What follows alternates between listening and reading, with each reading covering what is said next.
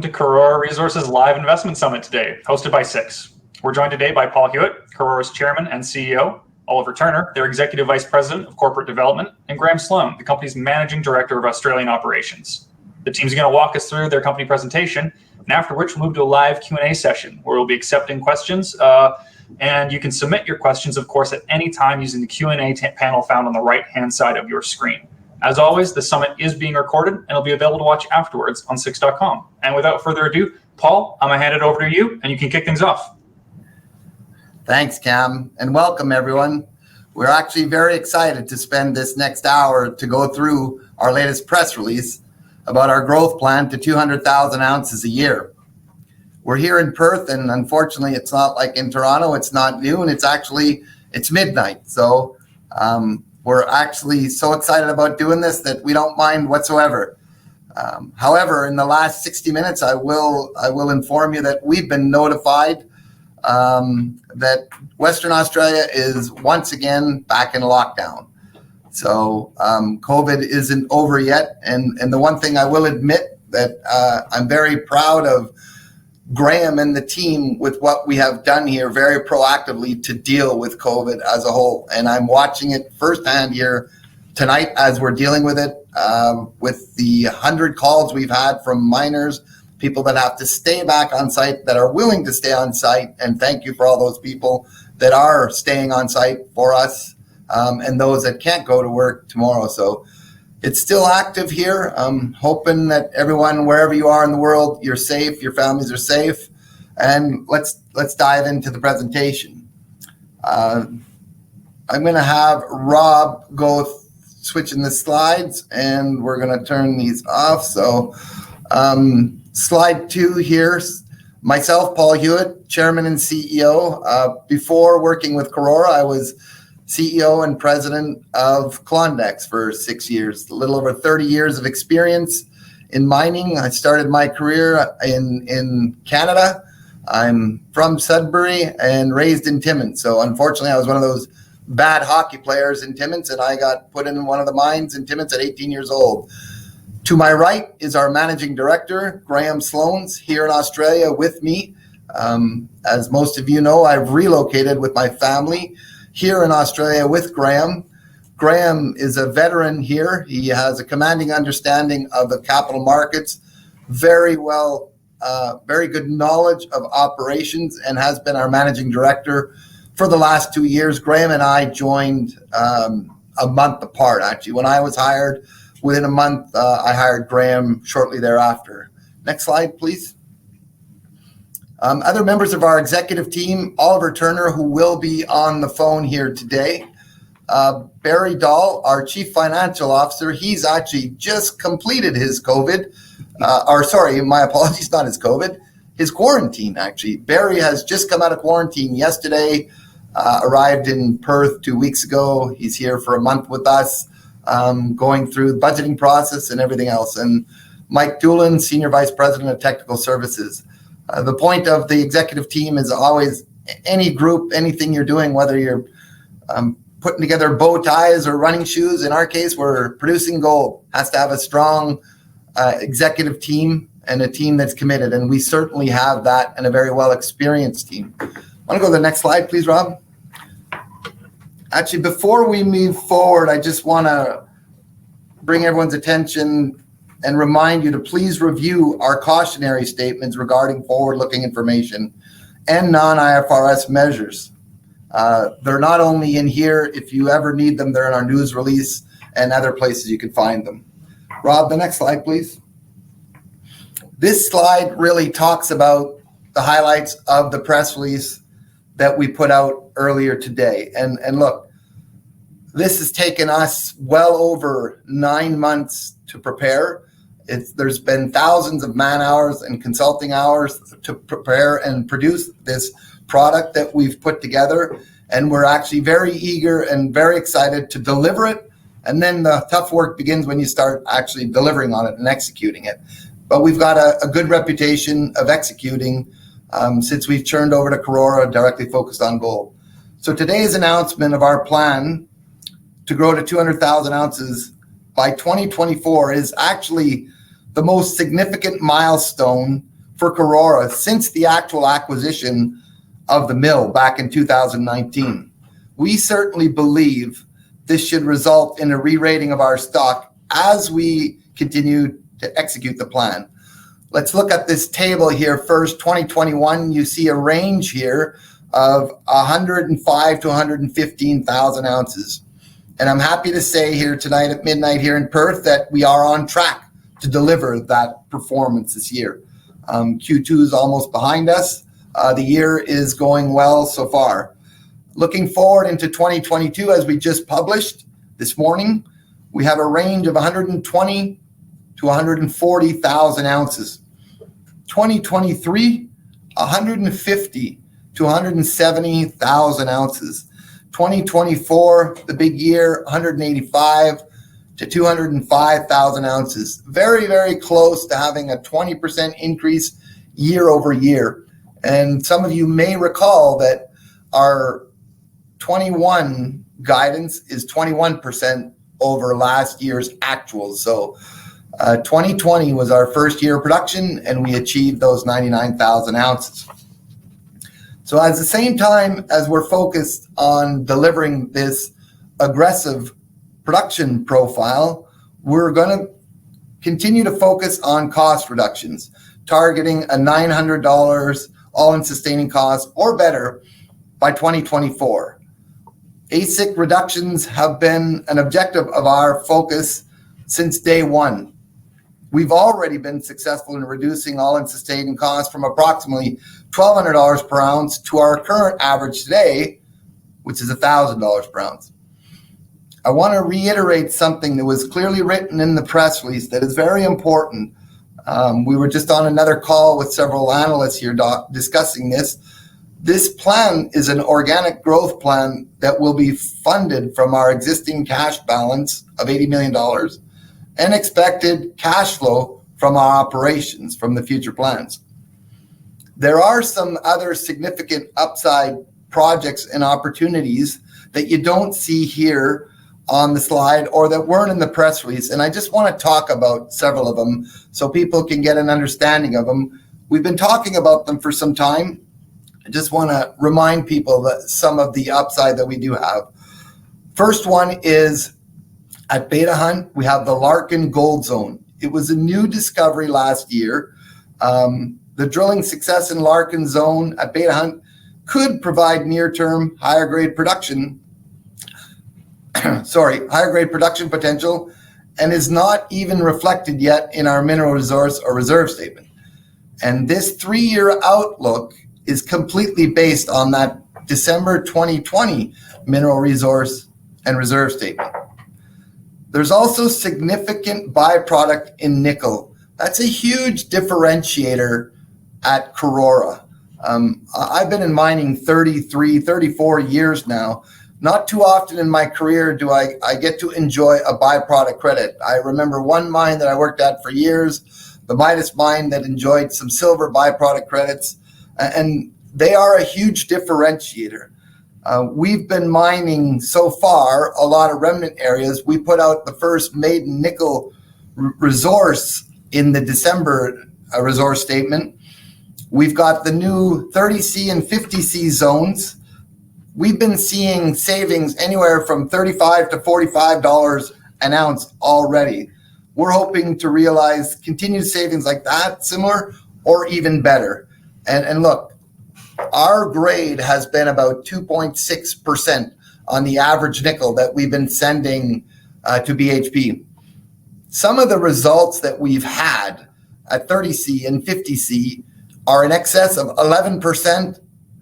Some are over 18%.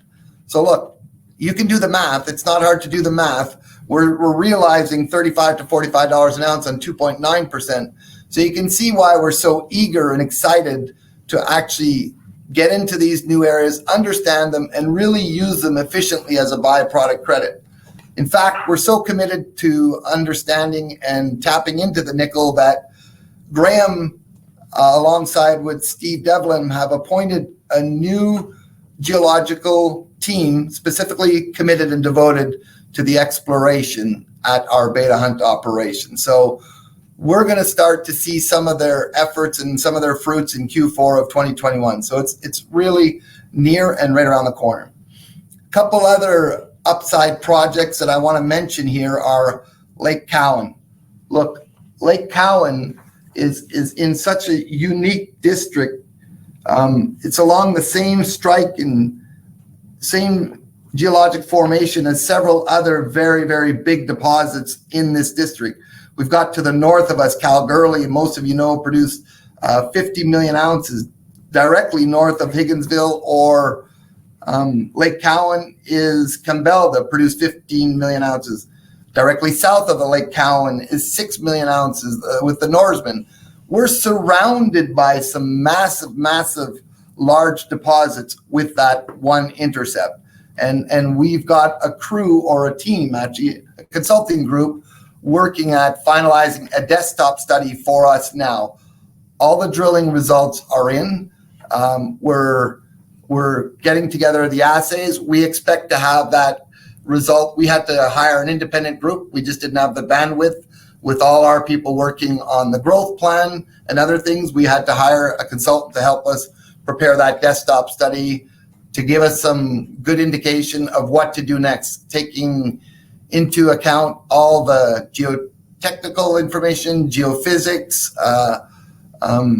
all the information from soil sampling, the structural, everything that we have will be put into this report. Obviously, the drill hole success that we had is very critical. A couple other opportunities here. The amount of money that we're putting into the ground year after year for the next 3 years is similar to 2021. It's arranged $20 to $21 million. That's going to be split between exploration and resource definition. In this plan, none of that drill bit, none of the information from that drilling, we're talking the next 3 years, $60 million, none of that upside is included. Look, personally, I find that extremely exciting. Again, in my career, I haven't been able to see budgets like this with drilling. So we're very, very committed to our own growth. Lastly, but not least, our very large Mount Henry project area, which has almost 1 million ounces that we plan on continuing to drill and evaluate for higher grade zones. In the end, look, let's face it, grade is king for us. We recognize that Mount Henry is a great asset, and let's not forget it was being mined by the former operator when we took it over. Simply put, we have areas that are better grades in the next 3 years, and we will continue to mine areas that command us the best margins for our shareholders all the time. One thing that is excluded from this slide is our intentions to refinance our $30 million debt facility to a much more favorable interest rate that will provide us additional flexibility in the future. Our debt was actually originally secured when the company was acquiring the mill, and at that time we had no historic production. So as previously reported, we paid 10% interest on that debt. We've paid down $5 million towards the principal over the last couple of years. Today, currently, Barry Dahl has several term sheets from bankers in front of him that he's reviewing. We expect to have this completed in the coming months, and we will get much better rates. And we're exploring revolvers as well at the same time. Look, there's no doubt, most of us know the best time to put in facilities like this or get money like this is when you don't need it, and it's to be proactive. And in this case, that's exactly where we're at. So we're being proactive here. Rob, you want to go to the next slide, please? This next slide here is really a slide showing our track record, showing what we've actually accomplished over the last 12 to 18 months. It's giving confidence that what we say we're going to do, we're actually able to do, supporting our 3-year growth plan. So the Karora team has a proven record of delivering on our commitments. Sorry, I was thinking the other day, I was talking to Graham about going into meetings, we go into meetings with analysts all the time or our shareholders, and it's very often that one of the investors or one of the funds will put the presentation that I had from them a year ago. They will sit it down and then they'll open up the presentation that I have today.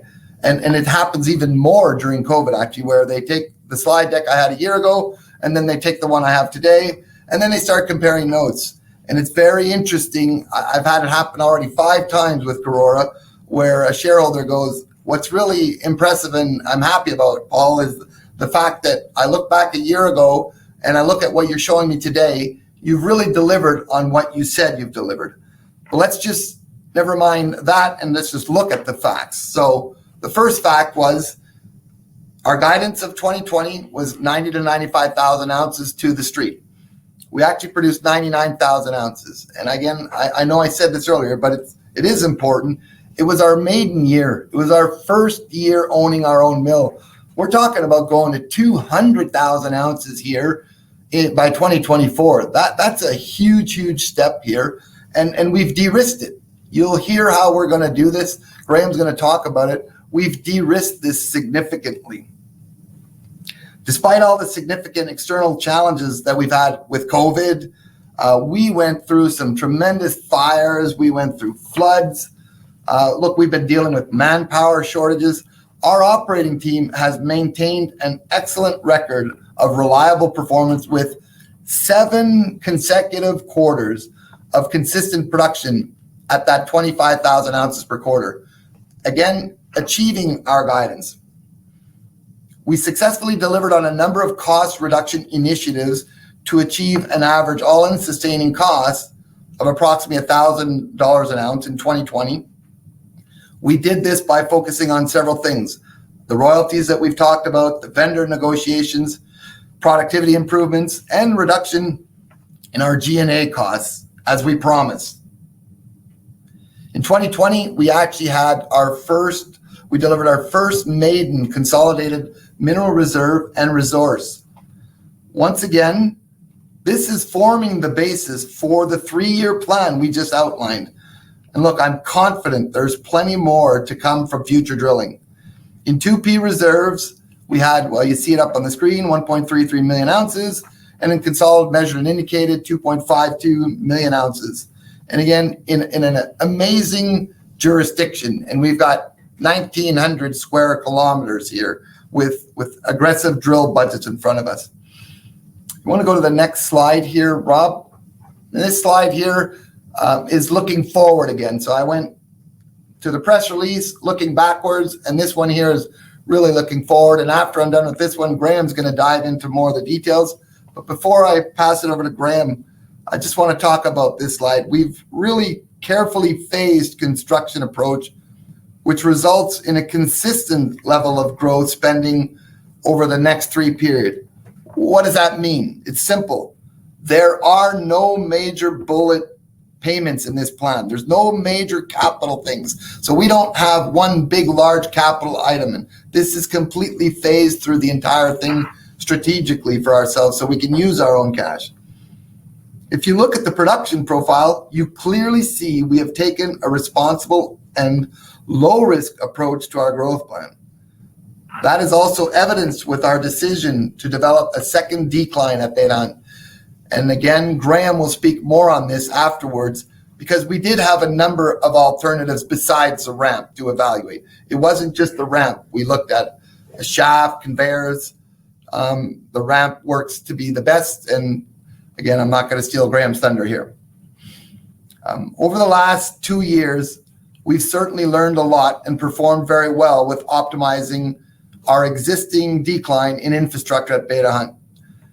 Our objective is to replicate this success with this plan that we've outlined and with the press release and the guidance we've put forward. Just one example, 2 years ago, when Graham and I walked through the door here, I remember this very well, actually. We struggled to get 37,000 tons per month from the existing ramp with the fleet and with the infrastructure. Today, under Graham's leadership, we successfully haul 80,000 tons of ore from our existing infrastructure. That is more than double from where we began 2 years ago. That has a huge impact on productivities and costs. With the addition of another ramp, we can duplicate this, and it provides me and many of us here with a lot of confidence.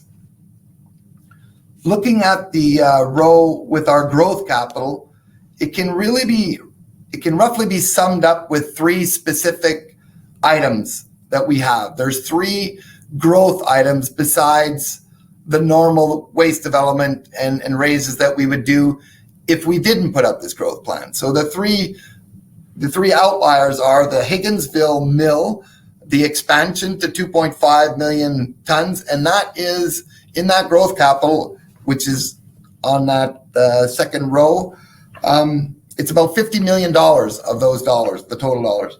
The second is a decline, the new decline. It's about 4 kilometers in length. It's about $45 to $50 million. So we've got the mill at $50 million. We've got the new ramp, $45 to $50 million. And then in order to service the ore and drive that ramp, we're going to need some new gear, some new equipment.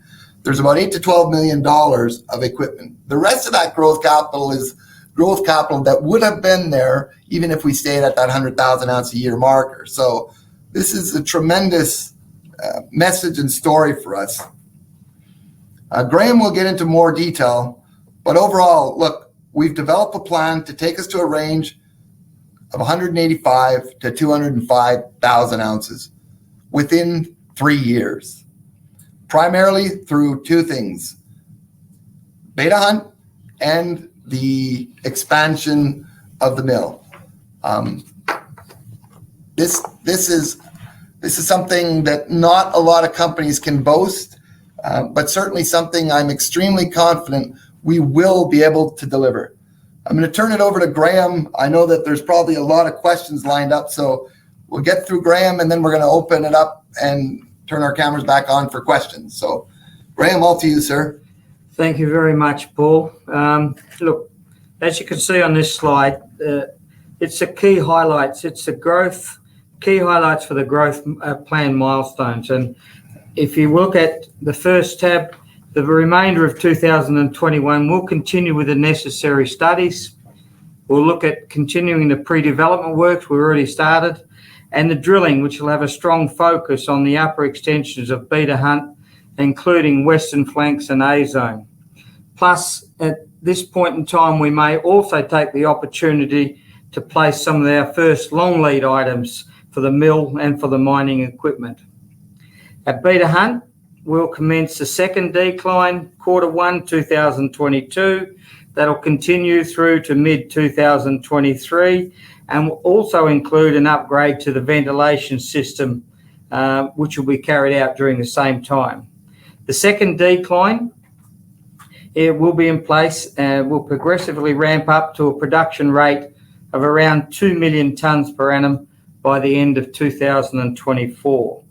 Now, we may take the opportunity to use contractors, or we may use owner-operator to establish that second decline. If we use contractors, it will delay the expenditure for some capital equipment items, and it'll also leverage off the contractor workforce. So there may be some opportunity or some benefit for us to work with contractors rather than our own. In Q1 2022, we'll also see us commence pre-development works on Phase 2 mill expansion, with construction to be completed by mid-2023. This will take the overall Higginsville mill capacity to around 2.5 million tonnes per annum. All of this will lead us to the targeted production rate of that 200,000 ounces, which is expected to be reached in the second half of 2024, as shown on that slide. What is important, even with all of this work going on, we'll also be advancing a number of other projects, which will be covered later in this presentation. If you go to the next slide, Bob, please. Now, I think this is a great slide because it clearly demonstrates the flow of projects to meet our production forecasts and beyond. For some time now, we've been highlighting the tremendous potential of Karora's very large land package. The tenements are all on the same major structure as Kambalda, Kalgoorlie, Norseman, all of which have a combined gold endowment of over 75 million ounces. Our Higginsville tenement sits right along strike of these and has a tenement package of some 1,800 square kilometres. To this day, really are largely unexplored, due largely to the impact of the earlier royalties Paul mentioned and the lack of expenditure. We have removed all of those royalties, as we said, put a great exploration team in place at Higginsville and Beta Hunt, and have a very strong exploration budget of that plus $20 million for a year for the next 3 years. The slide will also show, the various stages of the individual projects with a bubble size representing the approximate relative potential. From the slide, you can see Beta Hunt is by far the dominant operation to supply feed to Higginsville Mill. Now, again, importantly, this slide does not represent the upside opportunities at Beta Hunt, which include things like 30C, 50C nickel discoveries, parts of the Larkin zone, the additions of the extensions to Western Flanks, A Zone and Fletcher, all of which are either in early stage of development or exploration. You can also see that there's a large number of projects in the operating section there of the slide that provide the balance of the feed into the Higginsville mill, and that will put there to provide the best possible mill blend for the optimal gold recoveries. So this gives us the ability to have the flexibility around operating each of those areas. Rob, if you could go to the next slide, please. This is a plan view of Beta Hunt's growing footprint. As I've previously mentioned, Beta Hunt is the backbone of the growth plan, with production approximately doubling from our current 75,000 to 85,000 tonnes a month to around 160,000 to 170,000 tonnes a month by the end of 2024. What is really not evident from this slide, and I do apologise for this, but it doesn't clearly show just what the Beta Hunt ore system is. It's now over 2.5 kilometres long along strike in the gold zone and another 2.5 kilometres along strike in the nickel zone, making this over 5 kilometres of mineralised system. You don't often see this in mines in Western Australia or in most places, both gold and nickel. Also not evident in this is the window that those historic open pits, and those little dark shapes you can see there in the bottom right-hand corner of the slide, they're like a window for our exploration team, because they could, in fact, provide a clear indication of what lies down 300 or 400 metres below the surface, what we're currently mining or plan to mine. So they're a good exploration indicator to what we could be seeing. So very important to our exploration team. If you slip over to the next slide, Rob.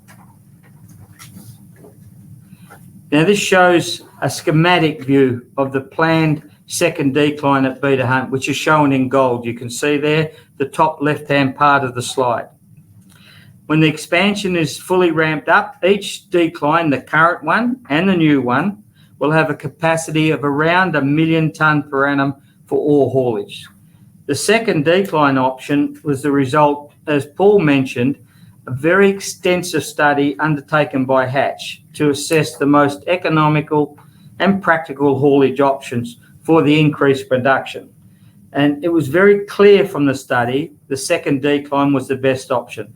And that was based on a number of factors, including the lowest risk, the lowest capex, production flexibility, quicker access to ore, and really no specialist experience was required to be able to carry out that decline. It's something we're doing now, and you didn't need specialist people like you would for a shaft and for the conveyor option that we looked at.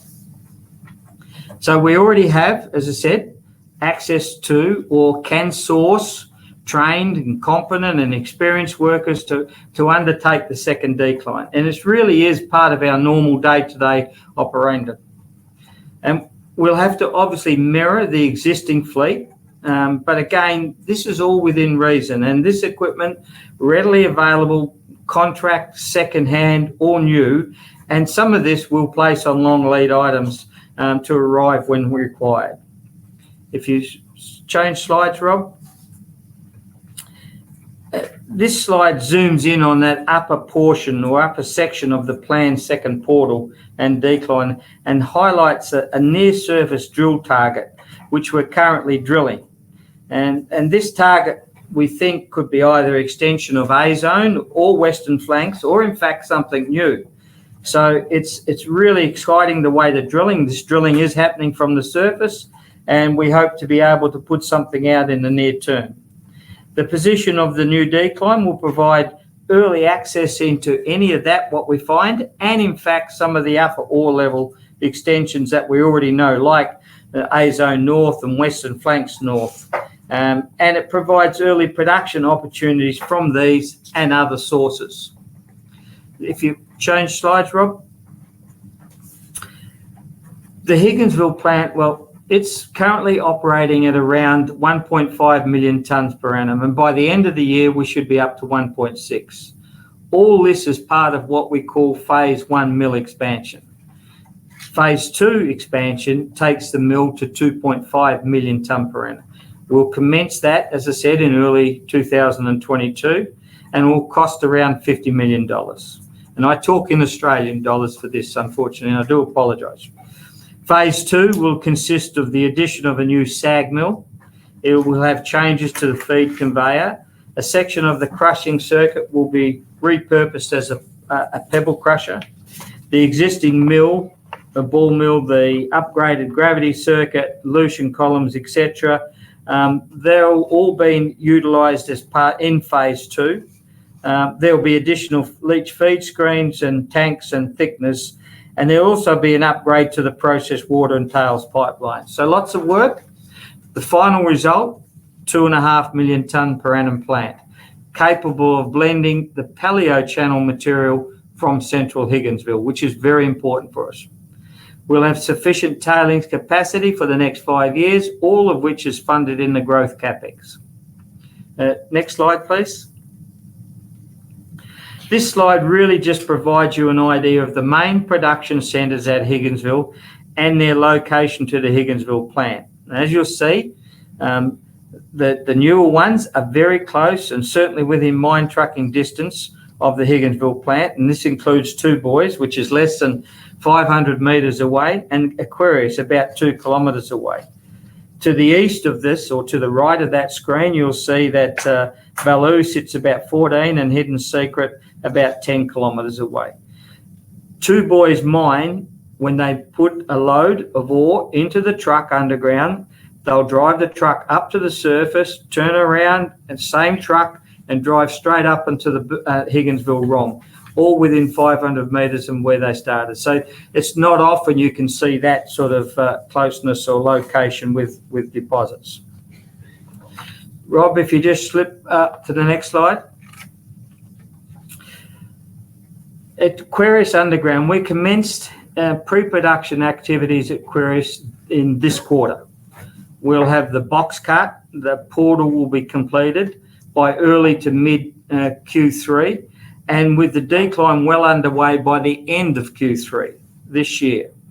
Whilst mining the box cut, we'll have intersected, and we have intersected near-surface Super G material, all of which will be mined and milled to help offset the development costs. Level development into our first stoping blocks at Aquarius is expected to begin in late Q4 2021. So really not that far away. The Aquarius deposit remains open along strike at depth, and we are planning follow-up drilling to be carried out from the lateral underground development because it's cheaper and quicker and there's less holes required. If you move to the next slide, please, Rob. The Two Boys, well, this Two Boys mine has a very good pedigree. Historical production from Two Boys is around 90,000 ounces at a reconciled grade of 14.9 grams per tonne. Throughout the first half of this year, we have rehabilitated, we've dewatered over 1,000 metres of the decline. We've accessed some of the remnant ore blocks in the upper areas of the mine, and development is on track. We should reach new production zones in the second half of this year. We'll put an updated development and stope production plan is currently being finalised, which will include some of the face samples we've been taking, some of which are around that 5 to 10 grams a tonne. Our average mine grade is expected to be around +4 range, and given its close proximity to Higginsville, once ore is loaded in truck, as I said, very, very short haul from Two Boys into the mill. Next slide. At SPARGOS, well, this shows a long section of SPARGOS deposit looking east. You can see from the section, SPARGOS has a strike of around 250 metres, but very interestingly, we're seeing a vertical depth twice of that. So we're down to 500 metres and it's still open. Historical production from SPARGOS, which was first mined in the early 1940s and then again in 1980, was around 50,000 ounces at a grade of 8 grams a tonne. So we are certainly looking to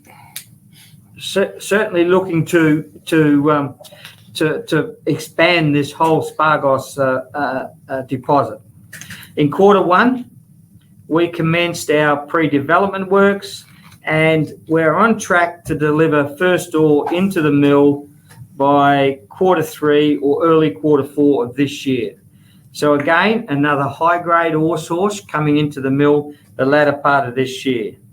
The new mineral resource you see there is predominantly focused on near-term open pit mining, which the open pit will look to mine in 2 stages. What we are seeing at this point in time, and certainly leaves us in no doubt, that the SPARGOS system has significant potential both at depth, down plunge to some of those high grades where you see those arrows plunging down to the right of the page. And certainly some of those are very much higher grade than what we're seeing. In fact, it's interesting that when we closed up the drill space in the grade control, we identified 2 very high-grade shoots. Now, these shoots are like cigars. They're about well, hopefully a cigar is not 100 metres long, but these things are about 100 metres long. They're about 5 to 10 metres wide and high, but they grade in excess of 15 to 20 grams. Now, we've identified 2 from the recent grade control drilling. As we go deeper in the underground and start some of the close space drilling there, we believe there's a very good chance we'll find some more of these, and there'll be repetitions of these as you go deeper in the system. So again, lots of potential at depth, lots of potential down plunge, and also lots of potential for these high-grade cigars, if you like. So really, when you think about it, it's not a bad purchase for an asset that we paid sort of $4 million for. On the regional scale in and around SPARGOS, outside the main SPARGOS pit, we have a number of other targets, all of which require additional drilling and exploration. These include the Lady Allison, which is about 5 kilometres to the west or to the left of that picture you see there, or to the left of the main SPARGOS deposit, and also the what is known as well, it's yet to be named. It's a deposit or a project 1.5 kilometres south of Spargos, which has quite unique style porphyry-controlled dilational target, if you like, and which has a number of very good drill intersection into it, including 14.1 over 2 metres from 5 metres below the surface. There's another 48.5 grams per tonne over 1 metre from 2 metres below the surface. And then there's 7.7 grams at depth over half a metre at 44 metres. So this thing does have some depth to it. It does have shallow mineralisation. It's a great a long strike of the existing Spargos. So it ticks all the boxes to be potentially something quite bigger than just an exploration prospect. Only more drilling and a bit more sort of work in and around sort of the geological geochem work that we need to do there. All of that shows that we've got plenty of potential in and around the Spargos area. Slide, if you like, go to the next slide, Rob.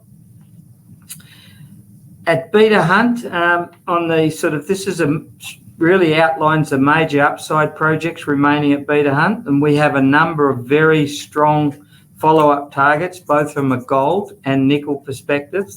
And these, as we've mentioned before, include the Western Flanks North, the A Zone North, the Fletcher, the 50C nickel trough.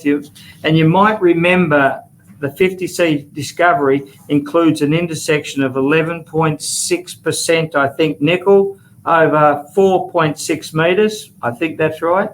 And then that includes, I think, 18.4% over around 2 metres, all in a hole there. And certainly the drilling that we've seen following up looks to support some of those sort of numbers. So that's a very, very good deposit or a project for us, and we'll continue drilling that over the remainder of the year.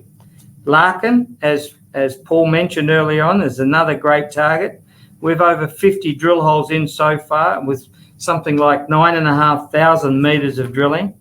And the initial Larkin mineral resource we'll expect to go into the 2021 consolidated resource and reserve update sometime later this year, early next year.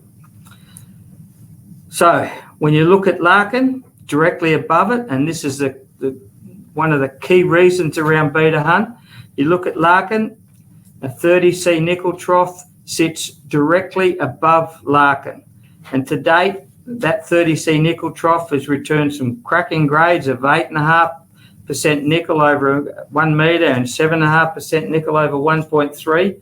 Again, we are developing along the Larkin lode, and we'll use Larkin as a drill platform to drill holes up into the 30C nickel trough. So Beta Hunt really is this mine that just keeps on delivering. It has done for 40 years up until now, and things are looking very, very good for a lot more years in front of us. Next slide, thanks, Rob. This at Higginsville, on the exploration potential, as we've been saying for some time, Higginsville exploration potential really quite exceptional. At Lake Cowan, all of the air core drilling results have now been received. They are currently being analysed for the next phase of targeting the work. The highlights from that drilling, you might remember from a press release we gave, that we had an intersection of 1.35 grams per tonne over 50 metres. Now, this is from air core. And when you talk grams per tonne in air core is really quite special. Typically, you work you work sort of parts per billion. So this is parts per million, a lot better than, far better than what you'd normally expect to see in air core drilling. In that 50 metres included 16 at 3.6. So again, really exciting. Now this is north of an existing prospect you see on that slide called Monsoon. And you'll see that all of those, the that data was released in February 8th, 2021.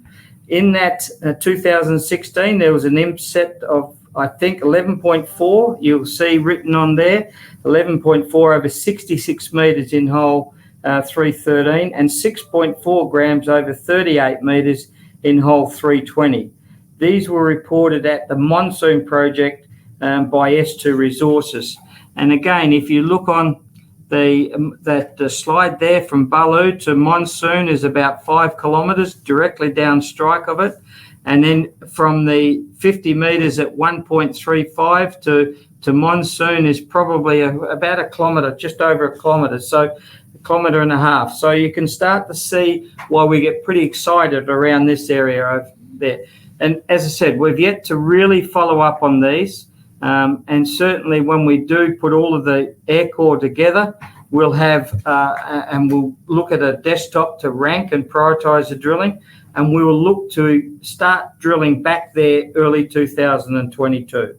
So really across Beta Hunt, across Higginsville, across Spargos, this growth plan, low risk, we have the people, we've done this before, we're doing it now, and really to meet that 200,000, I think we've taken a lot of risk out of where we need to go. So I now turn over to Oliver.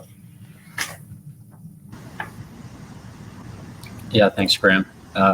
So on this slide here, obviously 2 weeks ago, we announced this partnership with the Net Zero company. We are seeing a tidal shift in the way that capital is flowing across not only our sector, but sectors worldwide.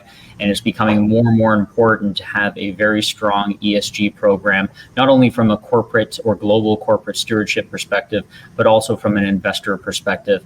And what we're trying to do or aiming to do at Karora is to be one of the first in the junior gold space to become a net zero junior gold miner. This is the reason why we announced this partnership with the Net Zero company. We're very excited to do it. There's a strong team of professionals behind the company that's going to help us to devise a multi-pronged plan that'll focus on 2 areas: emissions reductions across the business, as well as driving investment into carbon sequestration projects. So we're excited to update the market on that as we move forward through the plan. Of course, a large component of this will be included in our inaugural ESG report in early 2022. So stay tuned for more on this initiative, but it certainly is something that more and more investors are looking for, and is a way for us to get access to that capital before some of our peers do. With respect to talking about the market, we've put together 2 slides here, giving an indication of where 200,000 ounces a year could take us from a market cap perspective. Obviously, elevating us into the 200,000 ounce a year category is a tremendous achievement in its own, but we definitely expect the stock to re-rate off the back of that transition. And when you look at the company in which we'll be once we reach 200,000 ounces, it's a pretty esteemed company, but I would also argue there's several factors that definitely differentiates Karora's investment perspective and investment conviction once we achieve that level. That is certainly the fact that we are in Western Australia, obviously a very low risk jurisdiction. Number 2, it is organically and internally funded. We do not have a major funding gap, which I cannot emphasize enough. There are not many growth plans in the world that have that. And certainly last but not least is the fact that we are duplicating an existing decline. Look, the last 7 quarters or 2 years of production, the operations team at Beta Hunt has done a tremendous job of optimizing that operation, and it really is flying on all cylinders right now. What we are doing with this second decline is replicating that success. So overall, a high conviction and very low risk growth profile. With respect to market caps that we could potentially look at, we're going to look to our analysts for their valuations of the work that we put out this morning. Obviously, they're working away on their models as we speak, and we'll be publishing notes. But just an indication of where the market is valuing 200,000 ounce year producers on average is north of that $1 billion market cap mark. So we would certainly enjoy a move up and to the right on this chart, and stay tuned for more details as we deliver them to the market. Last but not least, a corporate summary here. Look, our research analyst list has grown significantly over the last 18 months. The last initiation was by Ovais Habib at Scotiabank, which is our first major bank to launch in us. But all of our analysts have done a tremendous job in delivering that fundamental analysis and comparing us to our peers. And we have great support from all of them. More to come in the future. And of course, we've got great support from major institutions, but not only institutions, but very strong retail shareholders. And at this point, I think we want to hear some questions from those retail shareholders. So Cam, we'll turn it over to you to answer some questions. Thank you. First question comes in from Dana. You show big growth without using an ore sorter. Is it still possible an ore sorter can be used on top of your other growth measures? Actually, thanks for that question, Dana. Look, the ore sorter was something that I was pushing myself personally. And we have had the company on site. We've had 2 passes. So we've run the first pass through the ore sorter. And what's happened is we are not getting the right results that we're getting. So what is occurring is we have to do a second pass with the ore sorter. And look, this is a large piece of equipment that we have on site. It's been delayed because of COVID. The bottom line is with 2 passes, it's not economic. However, look, they haven't given up, nor have we. They haven't been able to give this study a full justice because of COVID in and out. And I just explained it today. Tonight we're on lockdown again. We have to get rid of a whole bunch of people on site. It's just the way it is. So we've struggled at doing the test efficiently. The 2 passes that we've come up with, look, if we could get the 2 passes down to 1 pass, it is economic. We would use it going forward, and we would be able to scalp tons and then replace it by higher grades. So we are certainly not giving up on it. We're still committed to testing it. It's taken more time than we had anticipated because of COVID. And I can tell you the vendor, he's chomping at the bit to try to prove to us that it can work with 1 pass. So just stand by. We will continue to update people. I wouldn't get discouraged. It's just a function of the reality that we're living in today. Fair enough. Thanks, Paul. Dave asks if there are any plans to include share buybacks to capitalize on high ROE during times of market downturns. I'll give that one to Oliver. I know that Ian loves these ones. So go ahead, Oliver. Yeah, absolutely. So, it's a good question. And obviously, we do have that NCIB in place from the year before. We did renew it. And we will take strategic opportunities to be opportunistic. But it's very important when you think about the dollars that we have on the balance sheet today, that there are multiple uses for those dollars. You can deploy them into your growth plan, which obviously we have very high conviction behind. And we believe we can translate $1 into many dollars that way. There's paying down debt, which is another option. And of course, with the NCIB as well. So each time we look to move on that NCIB, we have to ask ourselves, what are the better uses of our dollar? And I believe what we've rolled out this morning is very, very high conviction with respect to what we can do with our money and how far we can stretch it. Remember, every dollar spent today either has to be generated back by cash flow later or it has to be financed later. And we certainly wouldn't want to pull an NCIB move, have the stock retrace and have to finance at lower prices. This is an organically funded and internally funded growth profile, and we want to keep it that way. But it is a good question. Thanks, Oliver. Rainer has said this: I'm a shareholder with Mavericks Metals. Do they profit proportionally from doubling your production via their 4.75% royalty? I'll take that one. Well, I will say, was it Rainer? Sorry, I didn't get the name. I apologize. Well, it's a Karora episode, but you're right, Rainer. They are still a royalty holder. And there's no doubt, absolutely they will. There's no doubt that Maverick shareholders will benefit because we're going to produce twice the amount of ounces, so they're going to get paid for that. However, I want to comment that our shareholders are going to benefit significantly as well. Had we not done this, we're talking, it was around $43 an ounce. Look, 200,000 ounces, what's the math? $8 to $9 million on savings for our shareholders, the Karora shareholders. So I'll twist the question around. Yeah, Mavericks, they're going to do well. Our shareholders are going to benefit even more because this is a long-term thing here that we're thinking, and $8 to $9 million savings in 1 year. I'll take it any day of my life for my shareholders. Absolutely. Thanks, Paul. Mike has asked this. At this time, what is the total estimated nickel resource in the HGO beta hunt areas, or is this currently being analyzed? Yeah, I'll take that one again. Look, I'm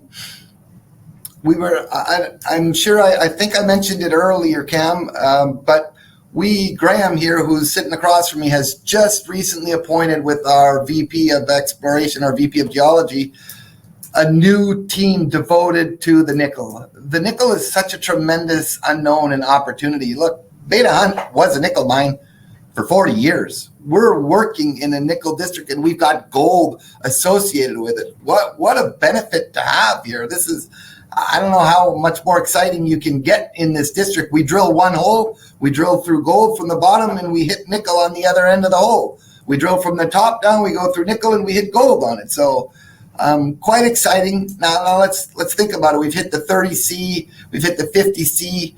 We've published numbers in excess of 11%, 18% nickel. You can see why we've committed a complete team dedicated and devoted to this. Once we recognize and start realizing this on a consistent number, if we can get to, I don't know, let's throw a number of what if we get, we're 35 to 45, what if we double that? Our average grade has been 2.9%. I've just shared with you some of the grades from the intercepts we've had. They're 8, 11%, up to 18%. You can start doing the math in your own head and go, all right, if they're 3% now, they can start mining areas that have double the grade. There's just so much opportunity, and putting that team together like Graham has done was absolutely the right thing to do.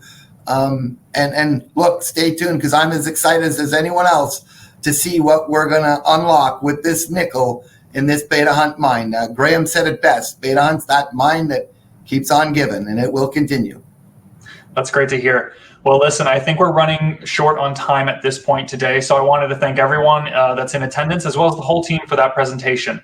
To the audience, if you didn't get a chance to get your question answered, or if you think of one after the summit, don't worry, we'll be sending out a short survey where you can leave your contact information and get in direct contact with the Karora Resources team. You can also, of course, find more information at KARORA'Resources.com. And with that, Paul, I'm going to hand it over to you to end things off for us. Thanks, Cam. I really want to thank you, Cam, for hosting it. And I want to thank everyone who joined us today. Look, this was a full hour. I hope that we answered a lot of your questions with the actual presentation. We're hoping that what we discussed, we hope that these summits add value. We hope that when you hear us speaking and we get to answer a certain amount of questions, that it's adding value for you. I also want to just take a brief moment and thank all the people who work such long hours through weekends, making all the sacrifices necessary to deliver this growth plan on time. Again, one more thing that we can tick a box and say we did it on time, as promised to the market. And to all of you that are our shareholders, we thank you. We're all in for some very exciting times, so hang on to your helmets. We're in it together, and as many guys on my team say, onwards and upwards. So have a great day, everyone. Thanks very much. Cheers, everyone. Have a good day.